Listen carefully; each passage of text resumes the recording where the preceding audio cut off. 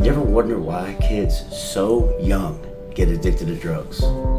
When I was 11 years old, I experienced such a deep depression that I found myself on the brink of suicide.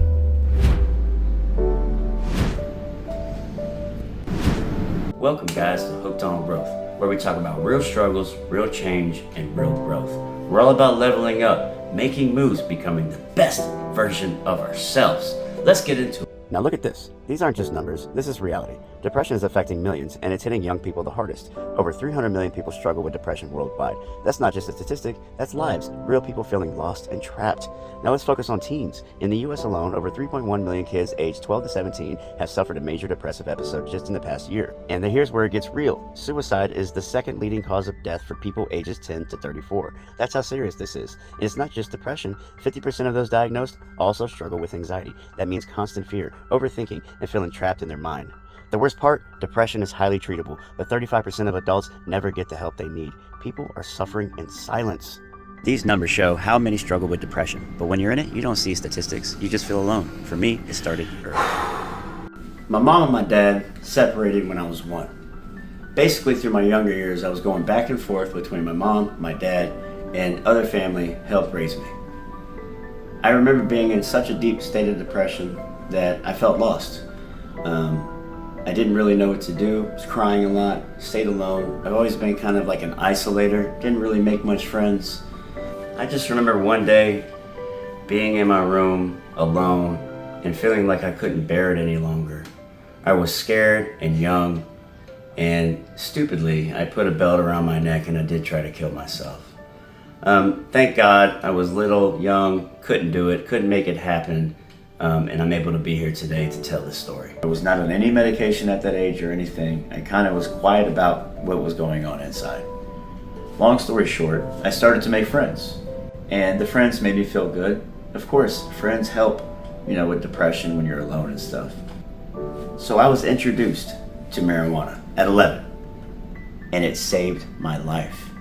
And paradoxically, it ruined it. So after falling in love, it became a daily ritual. I started to steal to get it, and it wasn't long before I found myself around people that were using other types of drugs.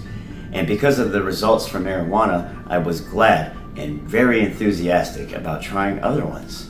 So at 11 years old, I experienced crack cocaine, alcohol, cocaine, pills, Xanax, all of it. Now, I did not get strung out at that age, but I experienced all those drugs. Marijuana was obviously a constant use throughout my teen years, and as I got older, it progressed. So, if you have a child suffering from depression and anxiety, it's seriously important to figure out what the root problem is.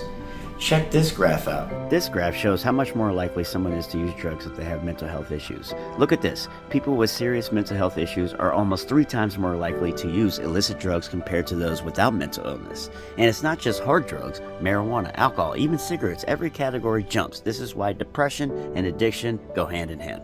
So obviously, with stats like that, this is a serious problem. It's important that you find out what the problem is and then adamantly work with your kids. Because if your kid's depressed, if your child is struggling with depression, it's not always easy to spot, but here are some signs that can't be ignored. Changes in sleep, loss of interest and constant fatigue, withdrawing from family and friends. These are just phrases, they're warning signs. Recognizing these symptoms early can make all the difference. The question is, are we really paying attention? We can do this. We have to do it collectively. A lot of us may be thinking with our kids, they need to get outside, get off the video game, go make friends. But I want you to understand, if they're suffering and they're going out there, there's a higher chance that they could be influenced in a negative way. So it's important to discuss the possibilities that can be presented to your kid so that he's more aware and doesn't fall into a trap. So please, be there for your kids, support them, talk to them, find out what the problem is. If you can figure it out before it escalates, wouldn't that be a plus? Thank you so much for watching. If you would, please hit a like, subscribe. I want to help people as much as I can, so I'm trying to get this information out there. The truth is, there's so many kids suffering in silence. Not every story has a happy ending. It's important that you're there, available, showing love, paying attention. Look for the signs. It makes a difference.